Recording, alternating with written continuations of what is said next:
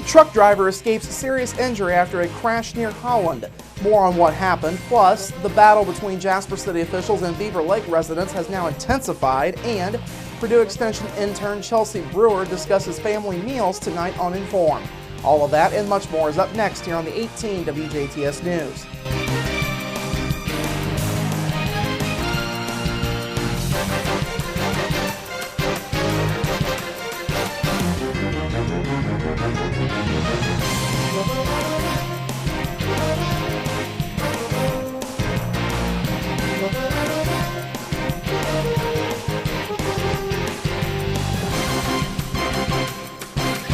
Hello, I'm Bradford Raths. We begin with a Spencer County truck driver walking away with bumps and bruises after an accident authorities say could have ended a lot worse for him.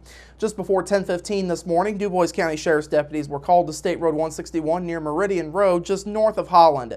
Deputies say the driver, Gary Wetzel of Santa Claus, had been going southbound on State Road 161 when he became distracted momentarily. Wetzel's truck then hit a guardrail on the west side of the roadway. The truck continued along the guardrail before careening down a hill. Deputies say the truck may have gone up on its nose briefly before hitting a grove of trees and coming to rest. The impact caused the truck's load of coal to spill in the ditch and surrounding area as the trailer turned over onto its side and became detached from the truck. The truck stayed upright. Deputies say Wetzel only had a small cut to the head and thus refused medical treatment at the scene. Wetzel was wearing his seatbelt, which deputies say greatly reduced the severity of his injuries. Deputies say the trailer was a total loss, while the truck sustained $25,000 in damage. Traffic along State Road 161 was slowed through the morning and into the early afternoon while the accident scene was being cleared. Residents in and around Beaver Lake are calling on Jasper City leaders to do something about the ongoing issues surrounding lower water levels in the lake. Yesterday afternoon, a standing room only crowd of more than 200 people packed into the council chambers and adjacent hallways at Jasper City Hall for a hearing during the Jasper Park Board meeting. Brad Pope spoke on behalf of the Friends of Beaver Lake group, who is leading the effort to raise the lake's water level. Of course, residents say the big problem now is that the lake is some 11 inches lower than it was prior to the 2012 reconstruction of the spillway.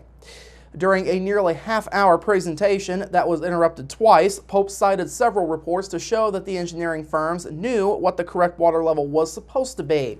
However, Pope says they measured levels from a discharge point and not from the control section of the lake, thus leading to several mistakes in their data over the years, including during the reconstruction.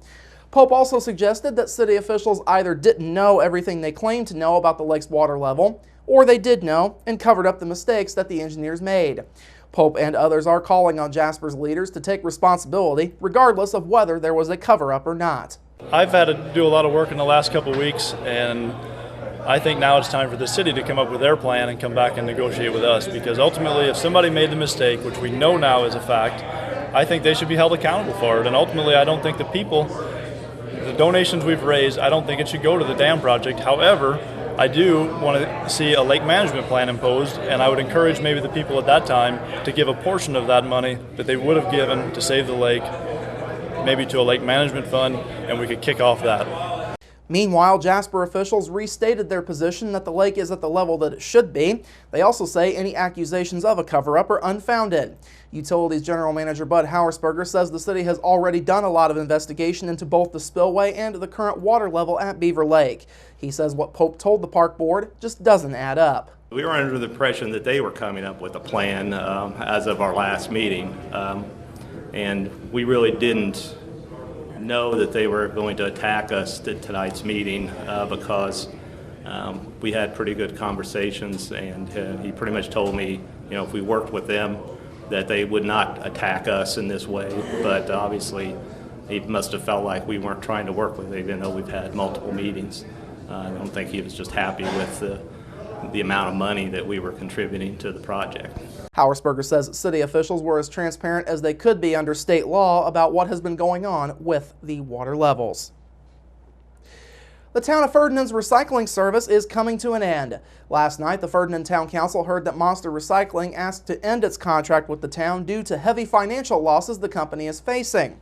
Councilwoman Debbie Johnson stated that Paul Vogirl Sr. has taken over running the business from his son, Paul Vogirl Jr., and the business may soon be closing its doors due to its lack of profitability.